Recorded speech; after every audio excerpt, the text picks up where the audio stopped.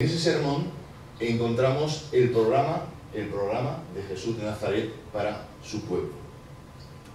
Podemos encontrar realmente lo que algunos llaman el manifiesto del reino de Dios, o dicho de otra manera, el manifiesto del nuevo orden social que Jesús anunció y proclamó. Antes de entrar al sermón de la montaña en sí, lo iremos tocando por partes, me gustaría tener hoy un preámbulo de cara a que podamos, si es posible, entender el sentido que Jesús le dio a su enseñanza. Para ello debemos tener como muy claro qué es lo que Jesús pretendía, qué es lo que Jesús decía cuando hablaba del reino de Dios. Mirad, en primer lugar debemos decir que cuando Jesús, nuestro Señor, hablaba del reino de Dios, estaba hablando de un nuevo orden social. Un orden social tangible, sensible, algo que podría ser tocado, y no solamente tocado, sino también experimentado. No creo que no os descubriré nada nuevo si os digo que ese fue el propósito de Dios nuestro Señor cuando liberó a Israel de Egipto. Dios liberó a Israel del imperio de Faraón a fin de llevarlo a una tierra, la tierra prometida, y le dio una ley, le dio una Torá para que se configurara como pueblo, para que se configurara con una realidad social alternativa y diferente al resto de las naciones. Esto es así, y así se explica en todo el Antiguo Testamento, tanto en la Torá como en los profetas. De tal manera que cuando Jesús anuncia el reino de Dios, está anunciando ese orden social que de entrada de entrada Dios ya anunció de alguna forma a través de la Torá que dio a su pueblo Israel en el monte de Sinaí. Es importante entender esto. No está hablando de una realidad metafísica, sino que está, repito, reitero, hablando de una realidad palpable que todo el mundo puede tocar, que todo el mundo puede experimentar como algo nuevo, como algo diferente al resto del mundo. Hoy me gustaría hablar de la naturaleza de la misión propuesta por Jesús de Nazaret. Si vais siguiendo aquí veréis los puntos. Si podemos pasar al siguiente, por favor. Es interesante remarcar que si nos damos cuenta y leemos seguido el Evangelio según San Mateo, encontramos que el evangelista le concede muchísima importancia a los montes. Hemos leído un texto antes de iniciar esta reflexión donde se dice que los discípulos fueron al monte que Jesús les había ordenado. ¿Os habéis dado cuenta, verdad? Es interesante que el Evangelio según San Mateo se comienza en un monte, del que hablaremos en un momento, y se acaba también en otro monte. Y repito que el evangelista le da mucha importancia a las montañas. De hecho, en los domingos posteriores hablaremos del sermón de la montaña. Es curioso que el evangelista sitúa ese sermón de Jesús en una montaña. Comienza el evangelio, entre otras cosas, narrando las tentaciones de Jesús. ¿Os acordáis de las tentaciones de Jesús? Hay 3 tentaciones, pero una de ellas, Satanás le lleva, como leeremos en un momento, a un monte muy alto. A continuación viene el sermón de la montaña. Dentro del sermón de la montaña le va a dar mucha importancia a una ciudad, en el capítulo 5, que está edificada sobre un monte y que todo el mundo puede ver. Luego hallamos la narración de la transfiguración. ¿Dónde acontece la transfiguración del Señor? En un monte también. Y podríamos seguir a lo largo del Evangelio de Mateo. Pero observamos que la escena final, donde comisiona Jesús a sus discípulos, como ya hemos dicho y hemos leído, acontece también en un monte. Es interesante, pues, establecer un contraste entre el monte muy alto en el que Jesús es tentado con el monte en el que Jesús comisiona a sus discípulos. Quiero que os fijéis, pues, en primer lugar, en el Evangelio según San Mateo, en el capítulo 4, del versículo 8. Notad ahí lo que se dice. Mateo, capítulo 4, versículo 8. Dice así: otra vez le llevó el diablo a un monte muy alto y le mostró todos los reinos del mundo y la gloria de ellos, y le dijo: todo esto te daré si postrado me adorares. Entonces Jesús le dijo: vete, Satanás, porque escrito está: al Señor tu Dios adorarás y a Él solo servirás. Si notáis el encabezado en el monte 1, que podéis ver ahí, le llamo el imperio de la muerte. Ahí está, Satanás en un monte muy alto, muy alto. El monte siempre es figura en Mateo del reino. Puede ser del reino de Dios o el reino del imperio de la muerte. En este caso, yo le digo que en ese monte alto se ve y se visualiza claramente el imperio de la muerte. Desde ese monte muy alto, y os pregunto para que me respondáis, ¿qué es lo que se ve?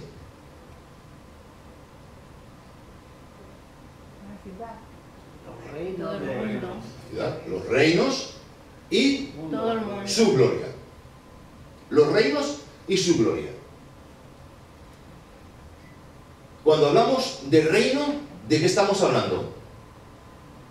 De poder, ¿no? De poder y de dominio.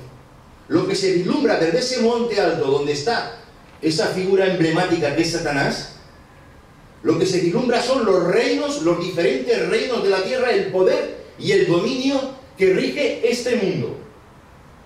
Y es curioso que ese poder y dominio, ¿a quién se le quiere conceder dentro de la tentación?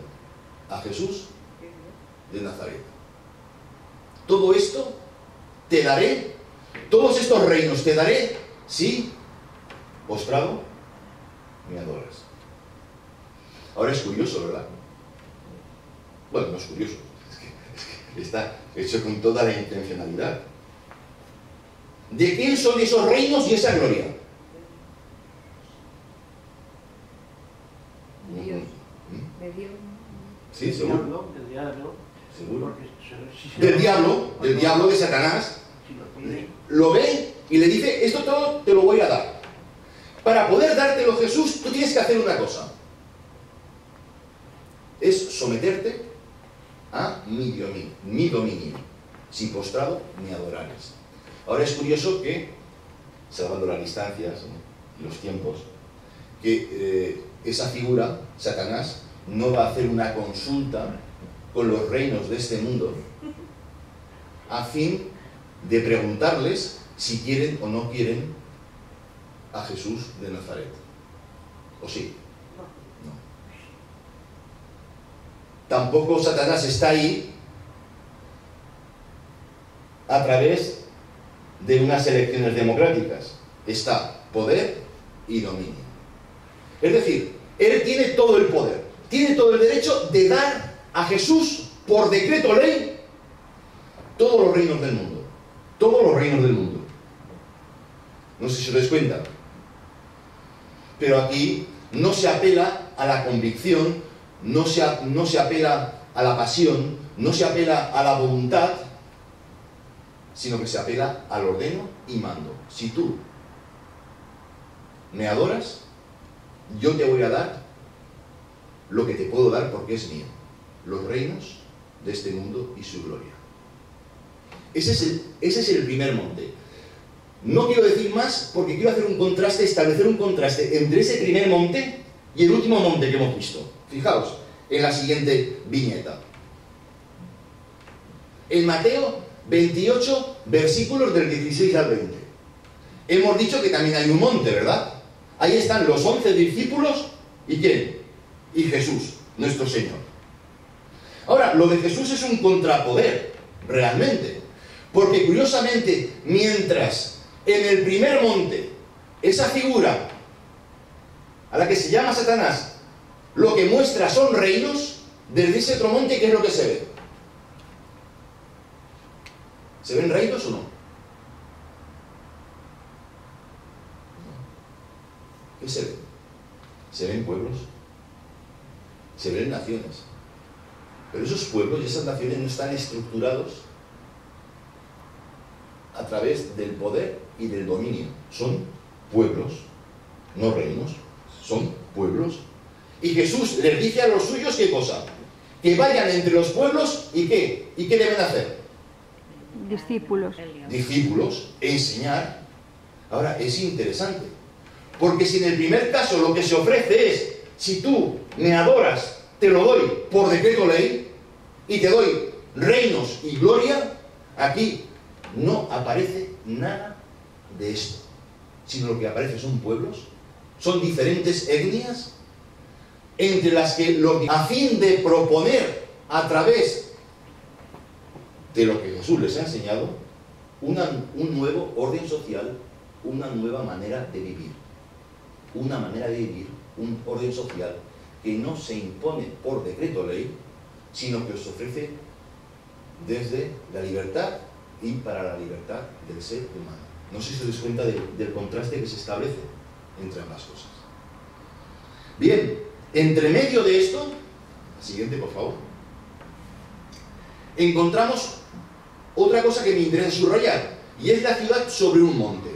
Porque nos vamos a dar cuenta de la estrategia que Dios utiliza con el fin de ganar a este mundo para ese otro mundo posible en abierto contraste al imperio de la muerte que está regido por Satanás. Fijaos en Mateo capítulo 5, versículos del 14 al 16. Dice ahí: vosotros sois la luz del mundo. Una ciudad asentada sobre un monte no se puede esconder, ni se enciende una luz y se pone debajo de un almud, sino sobre el candelero, y alumbra a todos los que están en casa. Así alumbre vuestra luz delante de los hombres, para que vean vuestras buenas obras y glorifiquen a vuestro Padre que está en los cielos. ¿Te das cuenta? La estrategia, luz y ciudad. Es interesante que Jesús, nuestro Señor, utilice esta figura de la ciudad, una ciudad sobre un monte, porque la ciudad habla de ¿qué? Habla de sociedad, habla de una manera de vivir, una manera de relacionarse, etcétera, etcétera. Pero es que además desde esa ciudad surge una luz. Y en el Antiguo Testamento, luz, o al menos en los targumes hebreos, luz se traduce como instrucción, como enseñanza. Ser luz implicaría ser una instrucción para el resto de las gentes. Instrucción en relación a ¿qué? Al nuevo orden social que Jesús anunció y que ya se puede vislumbrar, se vislumbró en la entrega de la Torá en el Sinaí. ¿Cuál es la idea, pues?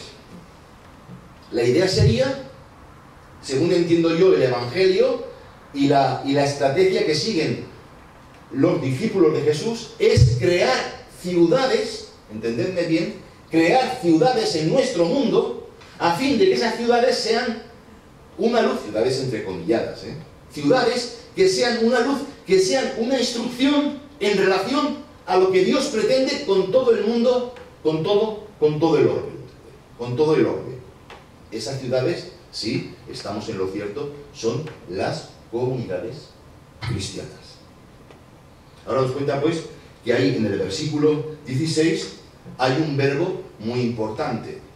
Cuando dice, así alumbre vuestra luz, dice, delante de los hombres, vuestra luz, para que vean vuestras buenas obras y glorifiquen a vuestro Padre que está en los cielos. El verbo central ahí es ver. Es decir, frente a la imposición se da la oferta. Cristianos y cristianas se configuran socialmente en sus respectivas comunidades a fin de mostrar al mundo lo que Dios quiere para todo, reitero, para todo el hombre. Las gentes, dice aquí, las gentes que hacen, ver. Y una vez que ven, ¿cuál es su reacción? Os pregunto. Versículo 16. ¿Cuál es la reacción de las gentes que ven la ciudad? Glorificar, ¿no? Glorificar a Dios.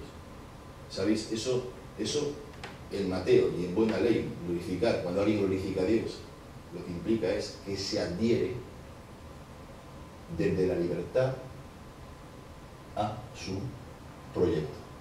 No hay imposiciones. No hay imposiciones. Lo que sí hay es seducción, ¿entendéis?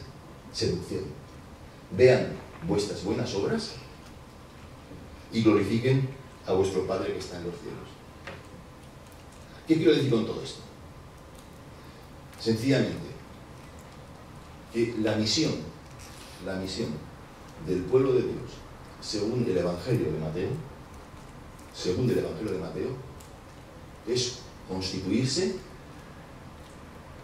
en algo más que un anticipo de la realidad que anunciamos y que esperamos y que denominamos reino de Dios. Lo que no podemos pretender en ningún momento es anunciar un reino de paz, un reino de fraternidad, un reino de justicia, y sin embargo en nuestras comunidades no se ve ni la justicia, ni la fraternidad, ni nada de nada. Las gentes deben ver. ¿Podéis contar? Es interesante ya en el último texto que quisiera poner delante vuestro, que es el texto de Mateo 17, versículos 1 al 8 y versículos 14 y 15, que habla de la transfiguración. Es interesante cómo en ese monte, Jesús se transfigura y aparecen figuras emblemáticas del Antiguo Testamento. Esta es la experiencia que los discípulos que acompañan a Jesús pretenden quedarse ahí, pretenden construir unas enramadas a fin de quedarse ahí porque están fenomenalmente bien, pero Jesús no va en esa línea. Básicamente, si me permitís, yo lo interpreto de la siguiente manera, y es que en el monte, en la ciudad, en la comunidad, es el lugar donde se experimenta ya la resurrección, pero no nos quedamos colgados en esa experiencia de vida, en esa experiencia de resurrección, sino que salimos al mundo a fin de hacer el bien y a fin de proponer a las gentes el plan de Dios, el reino de Dios, el nuevo orden social de Dios. De tal manera que lo que observamos ahí en Mateo capítulo 17 es que después de haber tenido la experiencia de la transfiguración y bajan de ese monte, se topan con la realidad, que es una realidad de ayuda no asistencialista, sino de ayuda real, de ayuda de tal manera que vemos cómo ciegos, cojos, etcétera, son restaurados. Hermanas, hermanos, tenemos un gran reto por delante. Y ese reto es constituirnos en comunidades alternativas al mundo en el que vivimos. Comunidades donde se pueda vislumbrar, palpar y tocar el plan de Dios, el reino de Dios, de tal manera que las gentes, sin imposiciones, se adhieran al Señor, se adhieran al reino de Dios. Que el Señor nos bendiga. Amén. Amén.